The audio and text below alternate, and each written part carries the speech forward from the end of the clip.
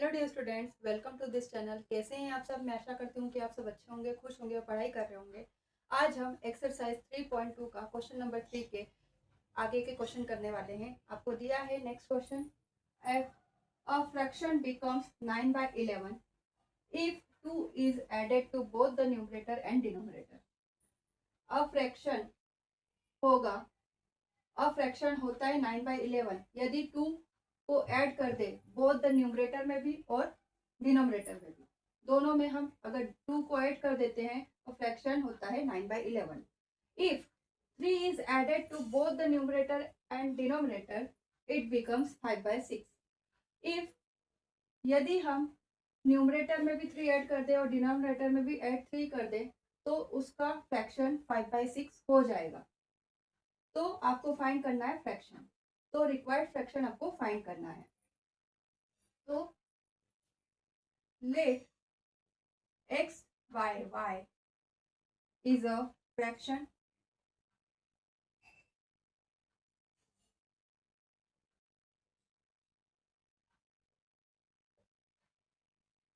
Condition 1 और case 1। Case 1 के लिए क्या है? When 2 is added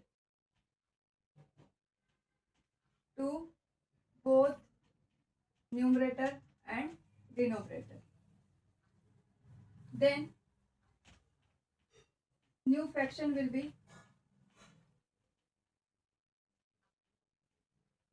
x plus 2 divided by y plus 2 according to the question।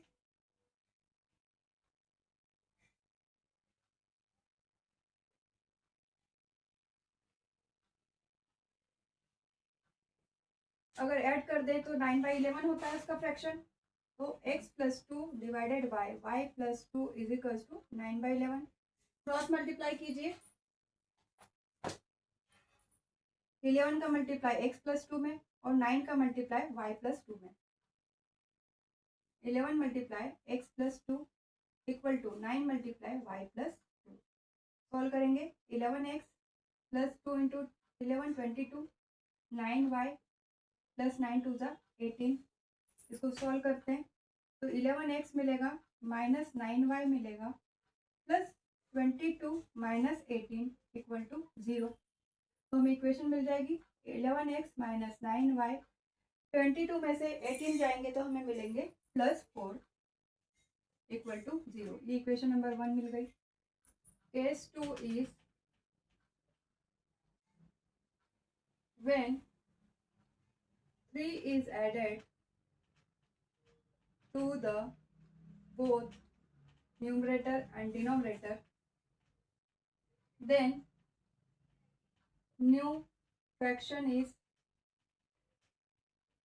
x plus 3 divided by y plus 3 according to the question।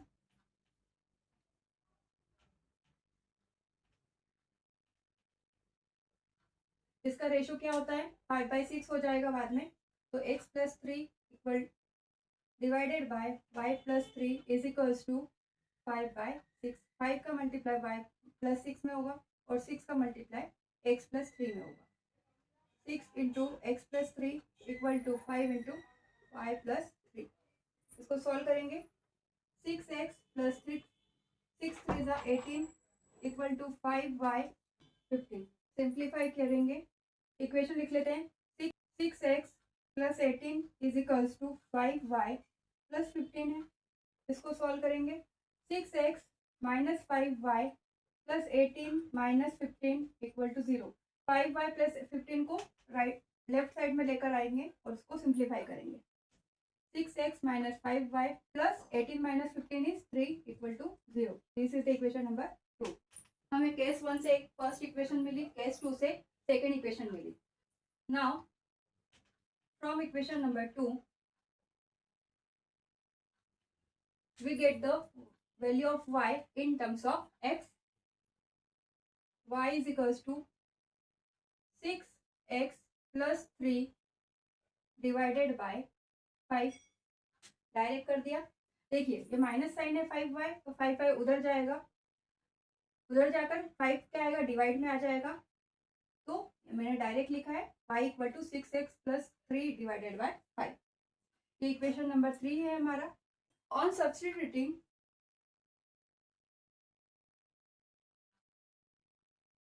y equal to 6x plus 3 divided by 5 in equation 1। Equation 1 लिख लीजिए पहले। क्या है? 11x minus 9y plus 4 equal to 0। y की value put करना है हमें। 11x minus 9 multiply होगा 6x plus 3 divided by 5 plus 4 equal to 0। अब हम क्या करेंगे, एलसीएम ले लेते हैं 5 का और उससे डिवाइड मल्टीप्लाई हो जाएगा 5 का 0 में, इक्वल टू 0। मल्टीप्लाई कीजिए, यहाँ पर 1 है, यहाँ पर भी 1 है, तो 5 का मल्टीप्लाई हो जाएगा। 5 multiply by 11 is 55x minus 9 6 जा 54x माइनस प्लस माइनस 9 3 जा 27 प्लस 4 5 जा 20 इक्वल टू 0। 5 का मल्टीप्लाई 0 में हो जाएगा, तो सॉल्व कीजिए। 55x minus 54x is x minus 27 plus 20 minus 7 equal to 0। x की वैल्यू मिली हमें 7। On putting x equal to 7 in equation number 3, then y equal to 6x plus 3 divided by 5। 6 multiply by 7 plus 3 divided by 5, तो y की value मिलेगी 6 7 जा 42, 42 plus 3 45 divided by 5। 5 के table में आता है 45 9 टाइम्स, हमें y की वैल्यू मिलेगी 9 और x की वैल्यू मिली हमें 7। तो हम लिख सकते हैं लास्ट में, आपको लास्ट में लिखना है required fraction is 7 by 9. Now next question is 5 years hence the age of the Jacob will be 3 times that of his son, and 5 years ago Jacob's age was 7 times that of his son. What are their present ages?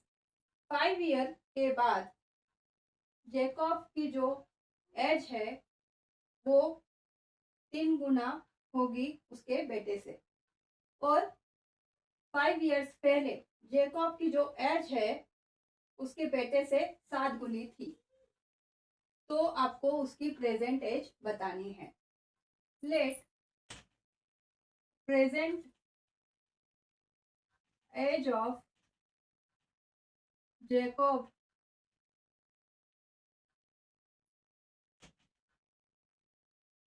son is x in year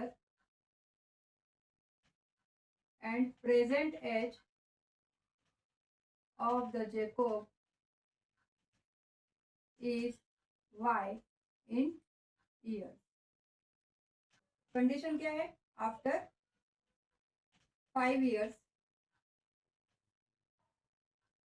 Jacob's son age is x plus 5 and Jacob's age is y plus 5. ये दोनों year में होंगे। Now according to the question,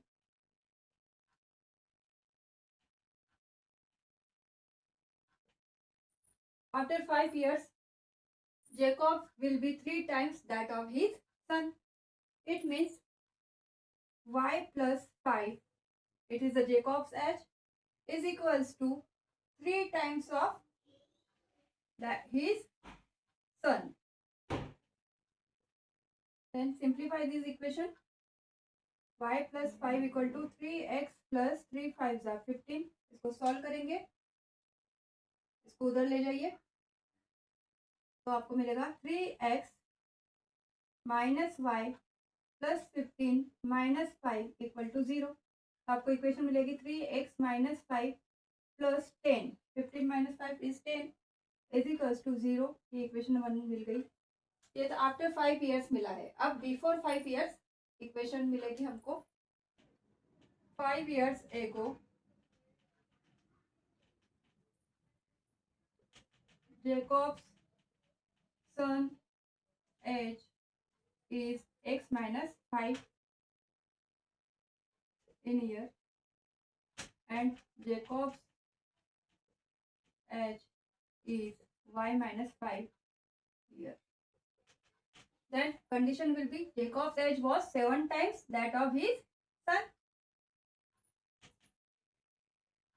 Jacob's age is 7 times of its son. Simplify this equation. Y minus 5 is equals to 7x minus 7 5 the 35. इन दोनों को उधर ले जाइए तो 7x minus y minus 35 plus 5 equal to 0। Solve करेंगे 7x minus y minus 35 में से 5 गया तो 30, लेकिन 35 माइनस है तो माइनस 30 आएगा equal to 0। Equation number 2। 5 years ago and 5 years after दोनों इक्वेशन हमें मिली है। Now from equation number 1 we get a y value in terms of x, then 3x plus 10 equal to y. It means y equal to 3x plus 10. This is the equation number 3. Now on substituting y equal to 3x plus 10 in equation number 2, 7x minus y is 3x plus 10 minus 30 equal to 0। Solve करेंगे 7x minus 3x minus plus minus 10 minus 30 equal to 0। Then 7 minus 3 4x 30 minus 10 10 and 30 minus के तो 40 is equals to 0। तो x की value मिलेगी 40 divided by 4। It means x is 10।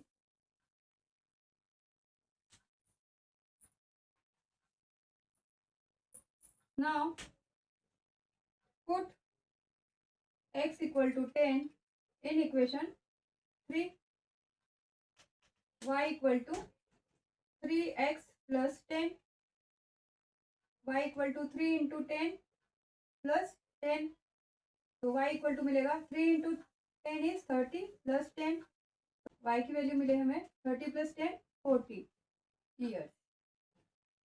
Hence Jacob's son age is 10 years and Jacob's age is 40 years। इस तरीके से हमने ये क्वेश्चन नंबर 3 को आज कंप्लीट कर लिया है। मैं आशा करती हूँ कि आपको आज का वीडियो अच्छे से समझ में आया होगा।